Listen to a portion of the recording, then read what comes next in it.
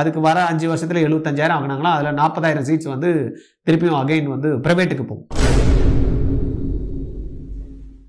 1.5 கோடி தேவைப்படுது. ஒரு டீம்டு யூனிவர்சிட்டியில போய் படிக்கணும் அப்படின்னா 1.5 கோடி தேவைப்படுது. ஆனா படிச்சு முடிச்சதுமே வல்லரசு நாங்க வளர்ந்துட்டோம் அப்படின்னு நம்ம சொன்னாலும் 450 காலேஜஸ்க்கு உண்டான தரமான ஃபேக்கல்டிஸ் இருக்காங்களா? இருக்கக்கூடிய காலேஜ்லயே உங்களால டீச்சர்ஸ் ப்ரொவைட் பண்ண முடியல, ப்ரொஃபசர்ஸ் கரெக்டா கொடுக்க முடியல, அதுக்கான லேப் ஃபெசிலிட்டிஸ் கொடுக்க முடியறது இல்லை அப்படின்றப்ப பிரைவேட்ல இருந்தா மட்டும்.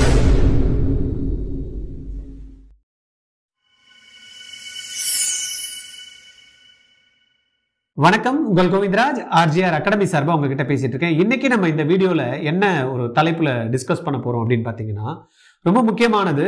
நம்மளுடைய நிதி அமைச்சர் ஃபியூ டேஸ் பிஃபோர் வந்து பாத்தீங்கன்னா பட்ஜெட் உரையில ஒரு விஷயம் சொன்னாங்க. அது சாத்தியப்படுமா இல்ல இவ்வளவு நாள் ஏன் சாத்தியம் ஆகல அப்படின்றத ஒண்ணு டிஸ்கஸ் பண்ணலாம். என்ன சாத்தியப்படுமா சாத்தியப்படாது அப்படின்னா, ஒரு 10,000 சீட்ஸ் வந்து வர வருஷத்திலேயே இன்க்ரீஸ் பண்ணிடலாம் அப்படின்னு சொன்னாங்க. உண்மையாலேயே அது சாத்தியமா? நீங்க சொல்லுங்க. 2021 ஒரு 11 காலேஜை இன்ட்ரோடியூஸ் பண்ணாங்க தமிழ்நாட்டில்.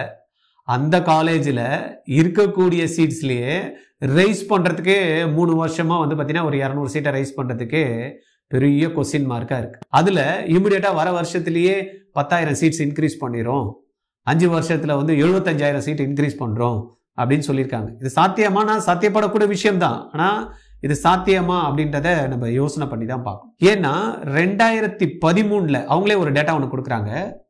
2013 387 காலேஜ் இருந்திருக்கு. நாங்கள் வந்ததுக்கு அப்புறம் ஆட்சியில் ஒரு 720 காலேஜஸ் வரைக்கும் இது வந்திருக்கு. அப்போ இருந்த சீட்ஸ் வந்து பார்த்தீங்கன்னா 50,000 இருந்தது. 10 வருடத்தில் இப்போ 1 லட்சம் ஆயிடுச்சு அப்படின்னு இருக்காங்க. ரொம்ப சந்தோஷமான விஷயம் தான். இந்த 1 லட்சம் சீட்ஸும் நம்ம எதிர்பார்க்குற மாதிரி கவர்மெண்ட் சீட்டாக இருந்ததுன்னா ரொம்ப சந்தோஷமா இருந்திருக்கும். ஏன்னா இன்னைக்கு ஒரு நார்மல் ஒரு மிடில் கிளாஸ் ஃபேமிலியில போய் ஒரு நீட்டு எக்ஸாமுக்கு படிக்கிறதுக்கே 1 லட்சம் ரூபாய் கிட்ட இருந்து 2 லட்சம் ரூபாய் செலவு பண்ணோம். அதுக்கப்புறமா வந்து பாத்தீங்கன்னா காலேஜில் போயிட்டு அது சேர்றப்ப, இது கவர்மெண்ட் காலேஜா இருந்தா நான் ஒரு 1 லட்சம் ரூபாய்க்குள்ள கம்ப்ளீட் பண்ணி 5.5 வருஷத்துல வந்துடலாம். இதுவே பிரைவேட் காலேஜ் இருந்தாலும் கவர்மெண்ட் சீட்டு பிரைவேட் காலேஜில் எடுத்தா கூட 10 லட்சம் ரூபாய் நான் வந்து செலவு பண்ண வேண்டியது இருக்கு.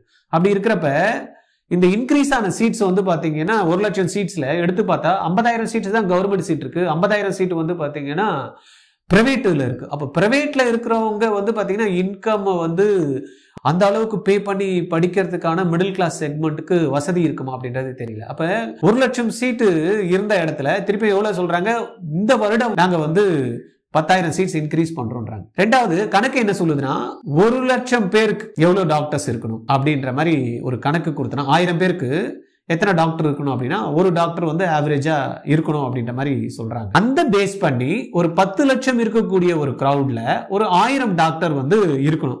அந்த மாதிரி எடுத்துக்கிட்டோம்னா இவங்க சொன்னதை வச்சு நம்ம தமிழ்நாட்டில் மேஜரா சேஞ்சஸ் வரதுக்கு வாய்ப்புகள் இருக்குன்னா இல்ல. ஏற்கனவே தமிழ்நாட்டில் 1000க்கு 800க்கே ஒரு டாக்டர் இருக்காங்க. ஆனா ஆவரேஜ் என்ன சொல்லுது, 1000க்கு ஒரு டாக்டர் இருந்தா போதும்னு. ஆனா நேஷனல் ஆவரேஜ் எடுத்தோம்னா 500 பேருக்கு தான் வந்து பாத்தீங்கன்னா 2000 பேருக்கு தான் ஒரு டாக்டர் வருது. 0.05% தான் 1000க்கு இருக்காங்க. இதுவே வந்து யூஎஸ் எடுத்தோம்னா நம்ம 1.6 கிட்ட இருக்கு, சைனா எடுத்தாலும் 1.6 இருக்கு பெர் 1000க்கு. ஸ்வீடன் தான் வந்து பாத்தீங்கன்னா ஹையஸ்ட் 3.6% வந்து பாத்தீங்கன்னா 1000க்கு 3.6 டாக்டர்ஸ் இருக்காங்க. அப்ப எங்கெல்லாம் அந்த ஹெல்த்துக்கு வந்து பாத்தீங்கன்னா நல்ல ஃபோக்கஸ் பண்ணணும்னு நினைக்கிறாங்களோ டாக்டர்ஸ் கண்டிப்பா அங்க தேவை.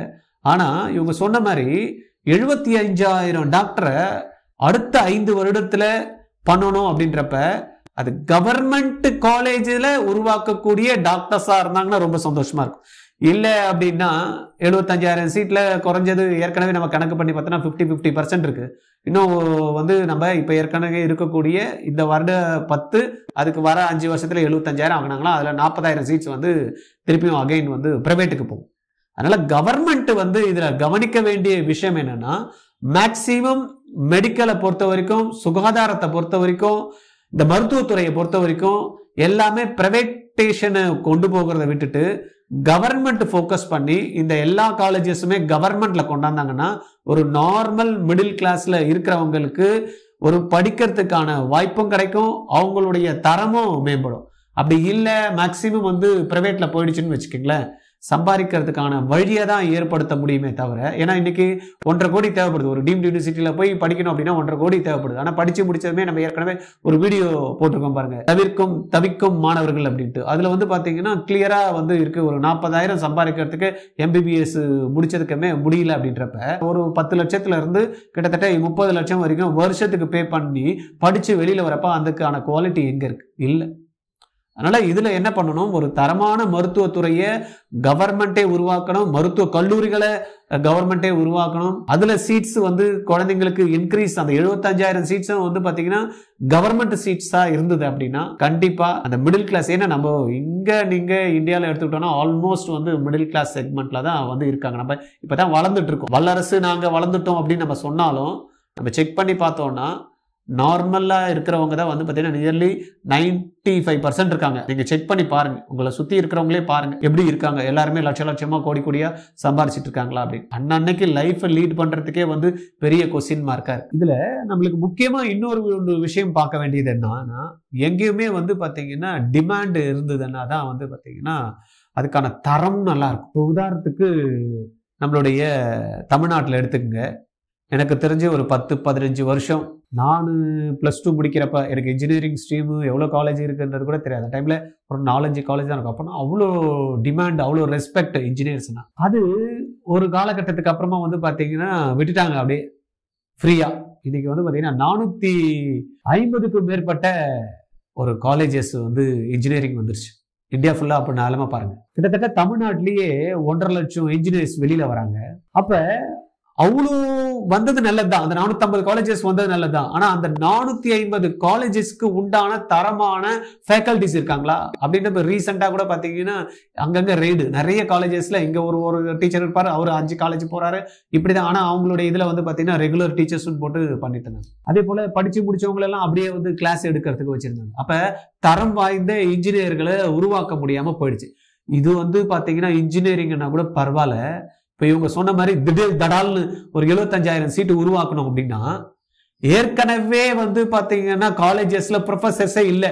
எனக்கு தெரிஞ்சு இன்னைக்கு கவர்மெண்ட் காலேஜஸ்லேயே வந்து பாத்தீங்கன்னா டீச்சர்ஸ் நிறைய டிபார்ட்மெண்ட்ல இல்லை, ப்ரொஃபசர்ஸ் இல்லை சொல்லி கொடுக்கறதுக்கு. அப்படி இருக்கிறப்ப தடால் 75,000 சீட்டு எடுத்துட்டு வந்து ஒரு 5 வருஷத்துல கொண்டாடினாங்கன்னா அதுக்கான குவாலிட்டியா சொல்லி கொடுக்கக்கூடிய மருத்துவத்துறையில ப்ரொஃபசர்ஸ் எங்க இருந்து வருவாங்க? இதை வந்து கண்டிப்பா வந்து பாத்தீங்கன்னா அரசு வந்து சிந்திக்கணும். 10,000 வந்தாலேயே நீங்க எங்க போடுவீங்க? ஒரு காலேஜுக்கு குறைஞ்சது வந்து 100 சீட்டுன்னு சொல்றீங்க, 10,000னா கூட அப்ப என்ன ஆயிடுச்சு?